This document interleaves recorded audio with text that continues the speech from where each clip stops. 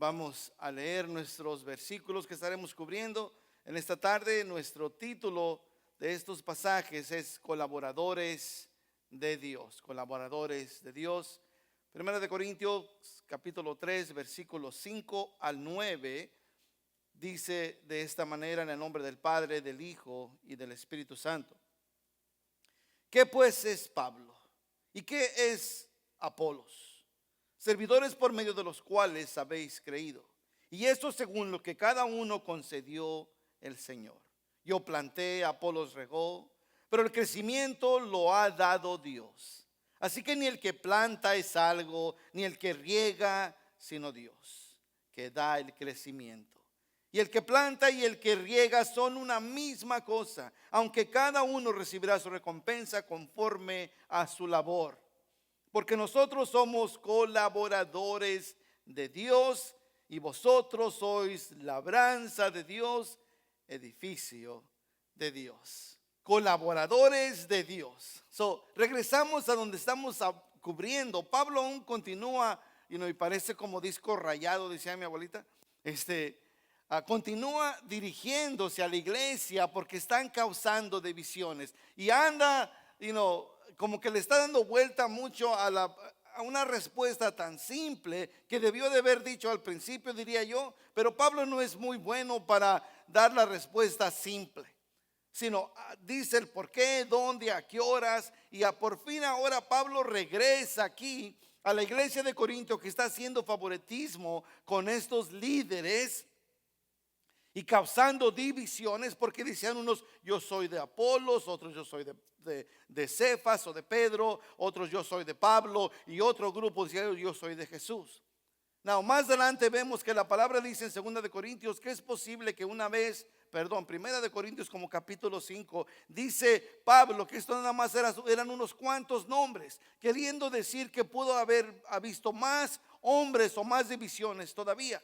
Pero Pablo quiere contestar esta pregunta y llegar a la base o al motivo por el cual están actuando de esta manera. Viene ahora a continuar la corrección a la iglesia de Corintio y las divisiones que están causando ellos, y manifestando también, como ya hemos cubrido las semanas pasadas, su inmadurez por la forma en que se están conduciendo. Su problema no era que no habían terminado su introducción teológica como para darles otra clase. Ese no era el problema. Pablo les había dado lo suficiente como para poder entender y saber cómo conducirse como iglesia. Pablo y Apolos después también. No era un problema el que tenían, un problema intelectual o algo que no entendían. Más bien era algo que no practicaban, porque estaban en un continuo desacuerdo por celos y envidia, causando divisiones entre otros más problemas que ya llegaremos a ellos. Ya para cuando lleguemos al capítulo 5, las cosas se van de bien en peor. Entendemos que la base de todo esto es la inmadurez. Eso es lo que causará todas estas cosas. La inmadurez para cuando lleguemos a 1 de Corintios capítulo 12, 13, hablando ya de los dones del Espíritu, veremos que esa inmadurez causará una serie de problemas a transcurso de la iglesia. Me encanta que Pablo ha escrito esta carta por la inspiración del Espíritu Santo para poder regresar a la iglesia, a la orden perfecta de Dios. Y entendemos que tenemos que dejar a un lado la inmadurez. Es tan esencial e importante en la vida de todo cristiano que continuemos creciendo en el conocimiento de la palabra. Y como le dije la semana pasada, no llegar a una conformidad. Cuando ya entendamos que Romanos 10:9 dice que si confesamos con nuestra boca y creyemos en nuestro corazón que Jesús es el Señor y que Dios lo levantó de los muertos, seremos salvos. Ese es el único requisito. Ciertamente seremos salvos. Ese no es el problema aquí. El problema es que nuestra salvación se manifiesta en nuestra madurez por el Señor. ¿Qué quiere decir eso? Que ahora que ya conozco los principios de la doctrina cristiana, Jesús perdonó mis pecados, me ha lavado con su sangre preciosa. Ahora la pregunta de $1,000,000, ¿qué requiere de mí? Es la pregunta más importante que tenemos que hacer nosotros como cristianos. ¿Qué hago con el tiempo que Dios me ha dado? Mire, cuando menos acordamos, nos enseña la palabra que nuestros años robustos son 80. Que somos nada más que un vapor que está ahora aquí y mañana y al rato ya no está. ¿Qué haremos con lo que el Señor nos ha dado? ¿Qué haremos con ese tiempo? Wow, vamos a empezar con buscar el crecimiento o la madurez en la palabra de Dios, que es lo más importante que podemos hacer. Porque vienen tiempos, hermano, y uno me recuerda Jesús cuando fue tentado por Satanás. Como Jesús usa la palabra para poder fortalecerse. Eso mismo nos pasa a nosotros. Si no hay palabra en nosotros, hermano, cuando vengan los tiempos, problemas, enfermedades y todas las cosas que inevitablemente vamos a pasar todos, si no hay que extraer de la palabra de Dios, no podremos defendernos. Estaremos débiles, estaremos tristes, desanimados y todas las cosas que vienen con todo eso. Jesús dijo, escrito está. Una y otra vez, escrito está. Si buscamos en el Señor la madurez y así nos llenamos de su palabra, de cualquier manera, ya ahorita gracias a Dios, como todos lo saben, tenemos a nuestra facilidad a la punta de nuestros dedos, múltiples traducciones de Biblia, puede oírlo, puede verlo, de todas formas. No hay excusa. Tenemos que buscar la madurez y el conocimiento de su palabra y buscar eso que necesitamos para poder ejercitar una vida fuerte en el Señor y poder dejar las cosas que la iglesia en Corintios pasó, que es la inmadurez, y por causa de sus celos causaban divisiones, entre otros problemas más que veremos más adelante. La palabra envidia y celos, que es lo que está pasando aquí, Pablo las usa en 1 Corintios 13, juntamente estas dos palabras con la palabra niños. Y enseña que sus oyentes habían fallado en practicar básicamente lo que es el amor. Primera de Corintios 13, 4 al 6 dice, el amor es sufrido, es benigno. El amor no tiene envidia, el amor no es jactancioso, no se envanece, no hace nada indebido, no busca lo suyo, no se irrita, no guarda rencor, no se goza de la injusticia, mas se goza de la verdad. Este es un pasaje que usamos todo el tiempo cuando oficiamos una boda, un matrimonio.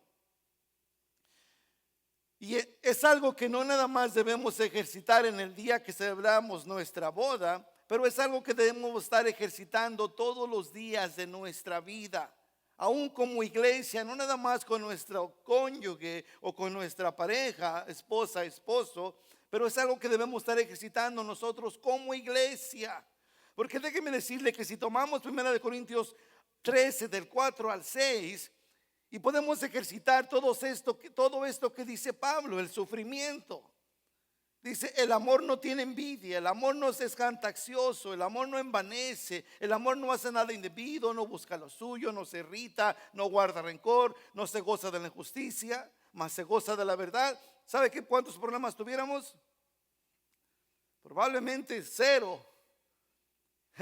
Y eso mismo pasa en nuestro matrimonio, en nuestros hogares, en nuestra casa. Esta base es la base fundamental de poder vivir una vida que a Dios le agrada en todas áreas de nuestra vida, porque este pasaje creo yo personalmente que lo cubre todo. Pues la iglesia estaba fallando en ejercitar esto. Era la razón por la cual estaban causando divisiones, contiendas, celos. Ahora, el celo y la contienda no se han apartado de nuestra cultura al día de hoy. Como ustedes saben, continúa haciendo su obra, causando divisiones y haciendo un puño de problemas en la iglesia. Y cuando se aparece, no tiene ninguna conexión con la verdad de la palabra de Dios. Cuando ejercitamos los dones del Espíritu o lo que nos que eso es lo que es. 1 Corintios 13, 4 a 6, únicamente por medio del Espíritu Santo podemos tener un amor sufrido, benigno, a no tener envidia. Cuando el Espíritu Santo se manifiesta de esa manera, entonces podemos otra vez retirar toda contienda, todo celo, toda división. Pero desgraciadamente otra vez el celo y la contienda no se han apartado de nuestra iglesia y de nuestra cultura al día de hoy. Cuando se aparecen, repito otra vez, no tienen ninguna conexión con la verdad de la palabra de Dios. Pero ¿cómo podemos ejercitar y cómo podemos notar lo que es y lo que no es de Dios? Una vez conociendo la verdad, usted va a saber exactamente por la revelación del Espíritu Santo lo que no es de Dios. Por eso queremos exponerlo, y debe usted exponerse siempre a la verdad de la palabra. Porque cuando vengan esos tiempos, hermanos, donde usted vaya a visitar una iglesia o donde el Señor lo lleve o alguien escuche en la calle o lo que sea, la verdad está tan plantada en usted, que ha sido tan expuesto a la verdad, que usted va a rechazar todo lo que no es de Dios. Y usted va a saber exactamente, porque el Espíritu que mora en usted y en mí nos va a dar testimonio de la verdad, dice la palabra de Dios. Por eso es esencial, es importantísimo crecer en esto. Pablo les llama niños en Cristo y carnales a la iglesia. Así comienza diciéndoles. Dice en el primer versículo, no está en pantalla, pero en el capítulo 3, versículo 1, dice: de manera que yo, hermano, no pude hablarnos como espirituales, sino como a carnales, como a niños en Cristo. Así los trata, les dice niños y carnales. Hermano, yo hice una encuesta nada más por buscar información. ¿Cuántas iglesias hay en los Estados Unidos solamente? ¿Nunca se ha preguntado eso? Bueno, los seguidores de Cristo, conforme a lo que yo encontré en varias páginas de Google, los seguidores de Jesús están repartidos por todo el mundo, por un conjunto global de 2 millones de cristianos. Creo que la mayor parte de ellos los vimos ahora la semana pasada en Washington, D.C., cuando se reunieron a orar por lo que está los cambios. Y ahora con esta nueva votación en los Estados Unidos tenemos el gran privilegio de Pastor Paul y Lucy de aquí de nuestra iglesia fueron allá y oraron. Pero dice que está compuesta el mundo de 2 millones de cristianos, y que están divididos en miles de denominaciones. Entre todas ellas, pentecostales, presbiterianas, luteranas, bautistas, apostólicas, metodistas, y la lista continúa. Se calcula que hay más de 200 denominaciones cristianas en los Estados Unidos y unas asombrosas 45,000 en todo el mundo. Wow, esto es según el Centro para el Estudio de Cristianismo Global.com. Si todas estas iglesias hay y todas estas denominaciones, ¿por qué el cristianismo, nunca se ha preguntado, tiene tantas ramas? Wikipedia dice que hay 13,000 iglesias. I don't know, creo que hay más que eso, pero eso dice. Y Pablo nos da el por qué.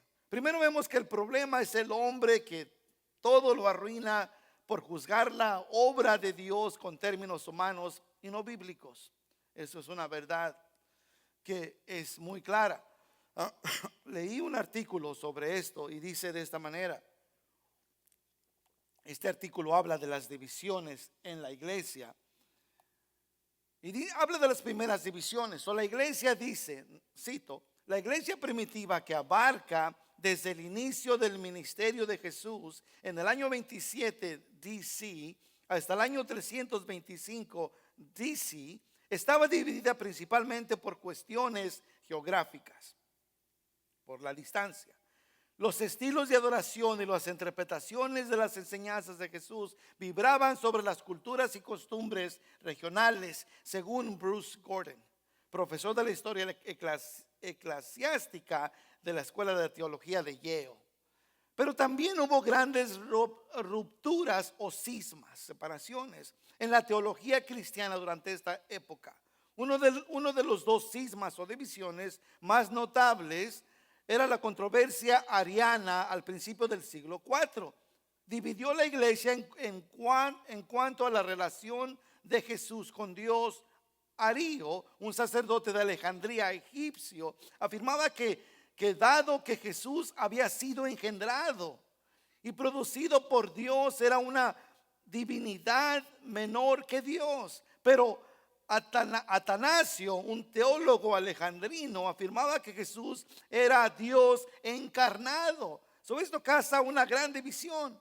Esto aprobó, o esto más bien provocó una gran conmoción en el Imperio Romano, dice Christopher West, estudiante de doctorado en cristianismo antiguo y estudios medievales en la Universidad de Yale. Dividió a los cristianos del Imperio Romano en dos. El Concilio de Nicea, un grupo de teólogos y eruditos reunidos por el emperador Constantino I en el año 325, finalmente se puso del lado del ario.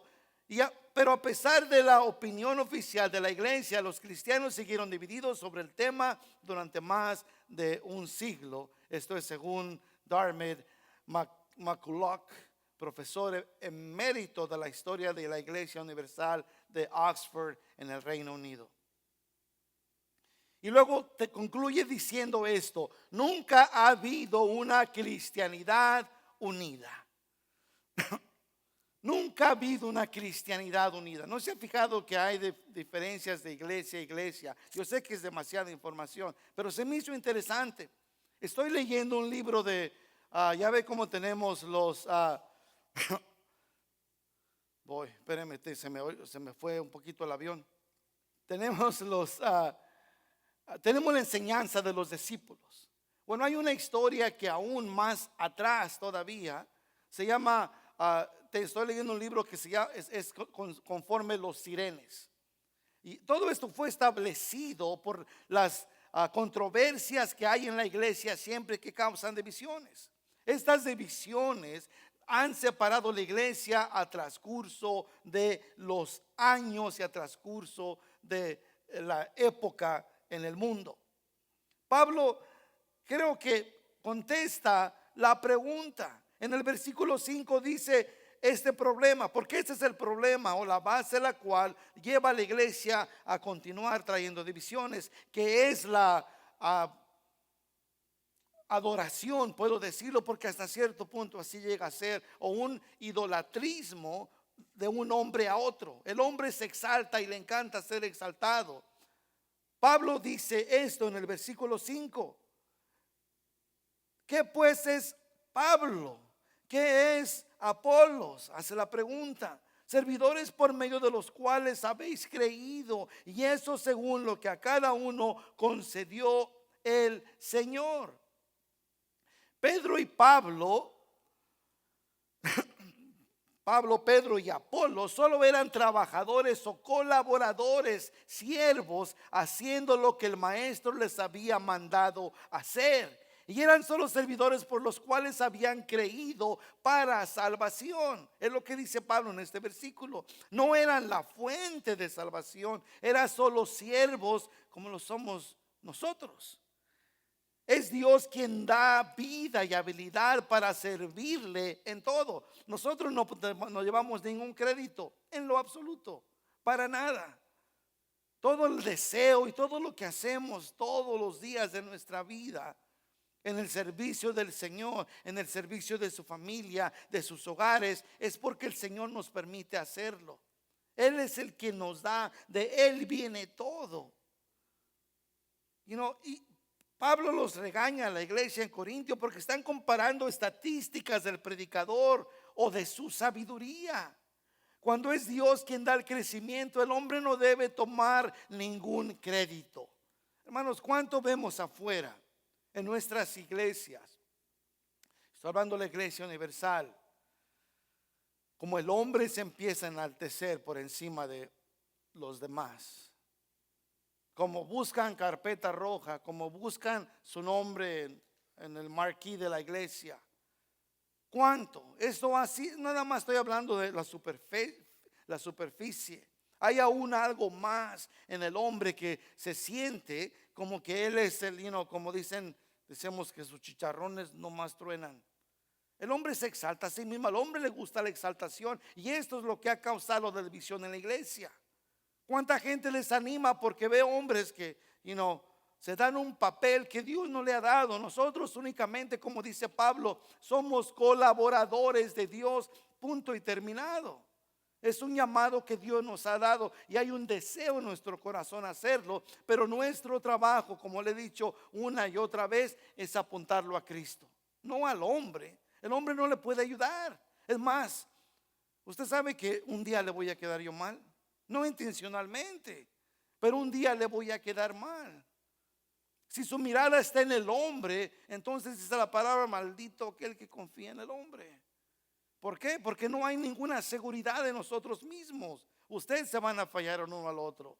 Necesitamos enfocarnos en aquel que lo hace todo posible, en aquel que es la verdadera vida, que es Jesús. Nosotros, hombres, únicamente somos colaboradores. Es Dios quien da el crecimiento. Y el hombre no debe tomar ningún crédito. Yo no sé cuántos hombres les haría falta regresar a recordar esta verdad. Para Pablo lo importante no es la persona, sino la función que cumple. Lo que cuenta es el qué y no el quién. ¿Qué mensaje está dando? 3 veces menciona Pablo los nombres en el versículo 4, 5 y lo veremos más en el 22 de estos 3 personajes: Pablo, Pedro, Apolos, pero siempre en una orden diferente. No sé si ha puesto atención a eso. ¿Por qué hace esto? Esto lo hace a fin de que no nos fijemos en la labor que Pablo y Apolos hacía y en Pedro, que no nos fijemos en esas personas. Únicamente la respuesta que Pablo daría son siervos por medio de quienes vosotros habéis llegado a ser creyentes. Simple y sencillamente, esos son los hombres, o se diría Pablo, esos somos los hombres en los cuales ustedes están poniendo su confianza. No somos más que hombres. Esa sería su respuesta. El punto es que ningún obrero cristiano debe jamás ser idolatrado. El objetivo de un siervo de Cristo es traer a la gente a la fe en Cristo. Cuando predica fielmente la palabra, la gente cree en el evangelio. Nadie debe exaltar al predicador que tan solo cumple su trabajo. Lucas 17:10 nos dice de esta manera: así también vosotros, cuando hayáis hecho todo lo que ha sido ordenado, decir: siervos inútiles somos, pues lo que debíamos hacer, eso hicimos. Si podemos entender, el hombre que no se exalta a sí mismo, sino que exalta a Dios a través de todo lo que hace en su vida, es como Dios se glorifica. El hombre nunca tiene que tomar el lugar de Dios, porque robarle la gloria a Dios es lo peor que yo o cualquier hombre puede hacer, o todo aquel que predica la palabra de Dios. La gloria siempre tiene que ser para Él. Cuando usted vea que un hombre se exalta o que se le roba la gloria a Dios, hermano, sálgale corriendo, porque no quiere estar usted en un lugar así. No es saludable robarle la gloria a Dios, porque las consecuencias que vienen son muy delicadas y muy peligrosas y dolorosas. Por eso dice Lucas aquí: así también, o más bien dice Jesús en Lucas 17:10, así también vosotros, cuando hayáis hecho todo lo que os he ordenado a decir, decid: siervos inútiles somos, pues lo que debíamos hacer, eso hicimos. Dios nos da la capacidad para hacer lo que hacemos. Solo Cristo debe recibir la gloria y el honor. Juan 3:30 dice: es necesario que Él crezca, dice Juan el Bautista, pero que yo mengué que yo baje, que Él sea exaltado. Pablo no usa el término esclavo. Me encanta como dice: pero siervo. Dice en el versículo 5: ¿por qué pues es Pablo y que es Apolos? Y luego usa la palabra servidores, usa la palabra siervo. La diferencia es entre esclavo y siervo está que en el primero apunta a total sumisión que uno le debe a Cristo. Nosotros somos esclavos, venimos a ser esclavos de Cristo. Ya no somos esclavos al pecado, ahora somos esclavos a Cristo. El segundo tiene que ver con el servicio que uno suministra a la iglesia y a sus miembros en el nombre de Cristo. Ahora venimos a ser siervos. Espero que todos entendamos la diferencia entre eso. Primero venimos al Señor a ser esclavos, pero es un esclavo ahora en Cristo es diferente a una persona que tiene la obligación de hacer todo lo que su amo manda. Ahora lo que nos conecta a nosotros en nuestra esclavitud a Cristo es el amor. Es la razón por la cual hacemos todo lo que hacemos, porque el amor de Cristo es que nos mueve a hacer lo que hacemos día con día. En nuestra vida personal, lo que dejamos, lo que hacemos y no hacemos, entendemos que somos esclavos de Cristo. No nada más eso, pero tenemos el gran privilegio, que es lo que Pablo quiere hacer que escuche la iglesia en Corintios, que ahora son siervos. Y el siervo apunta a una total sumisión en su servicio que suministra a la iglesia. Como dice, el Señor mismo comisionó a Pablo para ser un siervo del evangelio de Cristo, cuando dice en Efesios 3:7, del cual yo fui hecho ministro por el don de la gracia de Dios que me ha sido dado según la operación, note, de su poder. ¿A dónde va a llegar Pablo? Bueno, Pablo quiere que entiendan que el hecho de que no han hecho la voluntad de Dios no quiere decir que ya no hay esperanza para ellos, en lo absoluto. Eso no es lo que está buscando Pablo. Quiere que entiendan que el Señor es grande en amor y en misericordia. Primero que nada, entendemos que todos tenemos una tarea. Según la tarea que el Señor le dio a cada uno, dice Pablo que Él fue el quien le dio la gracia, la operación de su poder. El Señor envía a sus siervos a realizar tareas diferentes. Todos nosotros tenemos una tarea diferente. Pablo servía como un maestro y Apolos como un orador elocuente. Pablo no tiene problema en admitir que hay diferencia entre los dos ministerios, pero no acepta que los corintios manifiesten preferencias que terminan creando facciones o divisiones, que es lo que estamos viendo aquí. Quiere que los miembros de la iglesia de Corintio eviten los celos y las contiendas y que no promuevan que promuevan más bien el vínculo de la unidad, el amor y la comunión. Esa es la meta que Pablo quiere que entiendan. Por eso les dice siervos. Esto indica que Pablo les está tratando no nada más como siervos, pero como hermanos. Los trata como hermanos. Y esto es muy importante porque su regaño es diferente.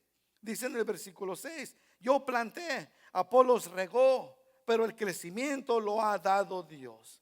Esta es una ilustración tomada directamente de la vida agricultura, donde los campesinos plantan semillas o brotes. Brotes son cuando la plantita ya está más grande, para que las semillas germinen o que los brotes se desarrollen raíz. Cuando hace esta comparación dice, uno suple el agua, uno riega la agua necesaria para el campo. Se espera que el agricultor prepare la tierra para que sea fértil. Esto incluye arar, fertilizar, esparcer la semilla o sembrar, o colocar los brotes, trasplantar, podemos decir, regar, cultivar. Pero hasta aquí llega la actividad humana. Pablo quiere hacer algún punto claro. Ya nosotros todos somos, como dice más adelante en 1 Corintios, nos identifica la iglesia como un cuerpo con diferentes miembros, diferentes acciones, diferentes responsabilidades. Esto no nos hace a unos mayores que otros. Nosotros podemos decir, pues el pastor es más importante que el resto de nosotros. No es así. Todos formamos un punto esencial, un llamado específico que Dios nos ha dado. a cada uno de nosotros. Usted es tan especial como el que está a su derecha, a su izquierda, enfrente, atrás. Todos somos igual, porque en el Señor ya no hay hembra, ya no hay mujeres, no hay hombres, no hay esclavos, no hay libre. Todos somos uno en Cristo. Pablo quiere que entiendan este punto tan esencial y tan importante. Quiere que entiendan que nuestra capacidad humana tiene un límite. Cuando dice que él regó o que Apolos plantó, está hablando de las diversas responsabilidades, pero que entiendan que ellos no pueden llegar más allá de eso. Me encanta como Mateo capítulo 13, Jesús compara el corazón del hombre a la tierra y compara la semilla que se planta en la tierra con la palabra de Dios. Me encanta porque esta ilustración que Pablo quiere hacer les está enseñando su responsabilidad no es más importante que el otro. La habilidad humana únicamente llega a un límite, aunque en nosotros igual no podemos hacer absolutamente nada. Podemos predicarle a alguien el evangelio y no pasa nada, hermanos. Continúa igual. ¿Qué pasó? Hay personas que a veces ya están al borde de venir al Señor. En cuanto a alguien de ustedes, nosotros vamos y les predicamos, y no sé, ¿usted les ha tocado salir a evangelizar? ¿Cuántos le ha cerrado la puerta en la cara? ¿O cuántos, oh no, thank you, no, gracias? Pero hay otros que en cuanto llega, en cuestión de segundos ya está orando a la oración del pecador. Why? ¿Por qué pasa eso? Es que alguien ha estado sembrando, alguien ha estado regando la semilla, alguien ha estado cultivando esa tierra. Pero otra vez, el límite humano para nosotros es corto. No podemos hacer nada más que hacer eso.